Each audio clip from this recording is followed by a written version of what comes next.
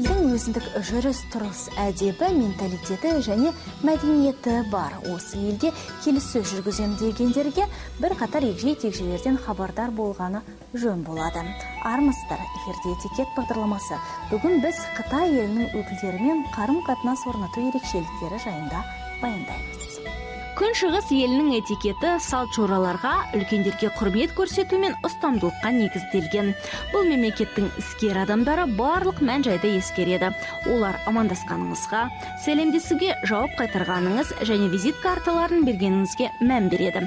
Картаны екі қолыңызбен ұстатқаныңыз дұрыс. Сосын бірнеше секунд оған қарап, басыңызды изеңіз. Кездесуге келгенде қытайлықтар қол алысады, бірақ кейде басын изей салады. Сіздің жапондықтар сияқты бүкіл денеңізбен, иығыңызбен еңкейгеніңіз жеткілікті. Ниже, допустим, корпуса своего, как японцы поклоняются, китайцы не поклоняются. Қытайлықтар жапон халқы сынды толық денесімен елмейді. Көбі осы екі елдің мәдениеті мен дәстүрлерін шатастырып жатады. Жапондықтар қатты елсе өзінің құрметін білдіреді. Қытайда керісінше бұған жол берілмейді. Это считается уважительно. У китайцев нет, это наоборот, унизительно считается.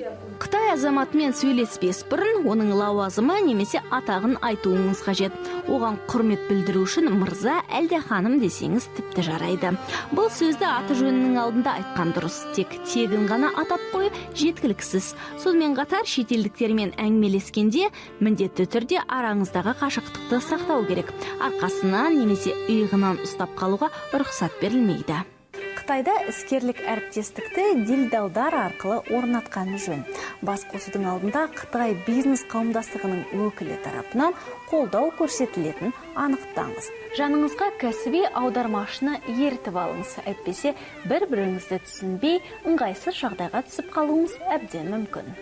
Қытайлықтармен іскерлік келіссөз жүргізу ұзақ уақытқа созылады. Кем дегенде 3 рет бас қосатыңызға дайын болыңыз.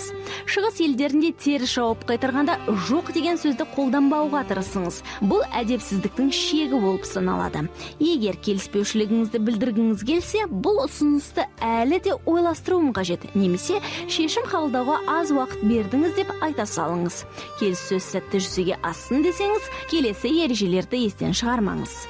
Қытайлық әріптестермен лауазымы және қызметтегі дәрежесі жайында ұмытпаған жөн.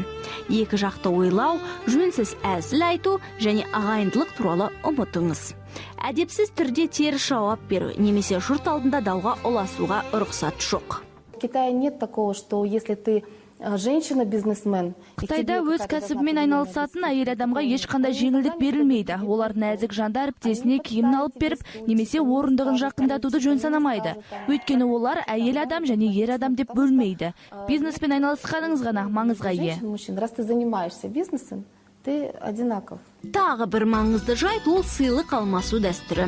Әдетте бұл әрекет келіссөз аяқталған кезде жасалады.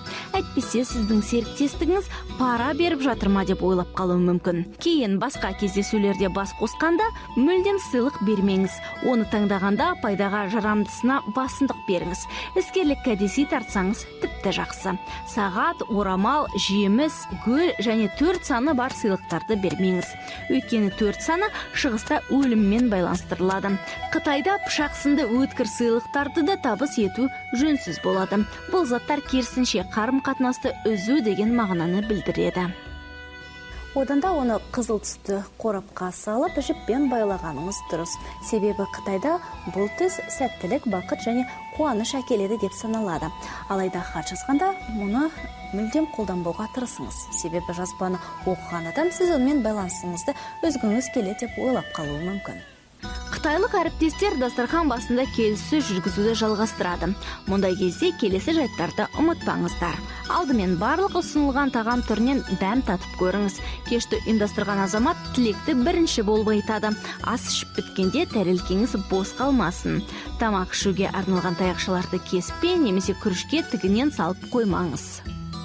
Қытайлықтармен бизнес жүргізу сіздің өзара қарым-қатынас орнатуыңызбен тікелей байланысты. Егер осы мақсатты орындасаңыз, нәтиже сізді күттірмейді. Сол себепті этикет ережелерін есте ұстайық, табысқа бірге қол жеткізейік.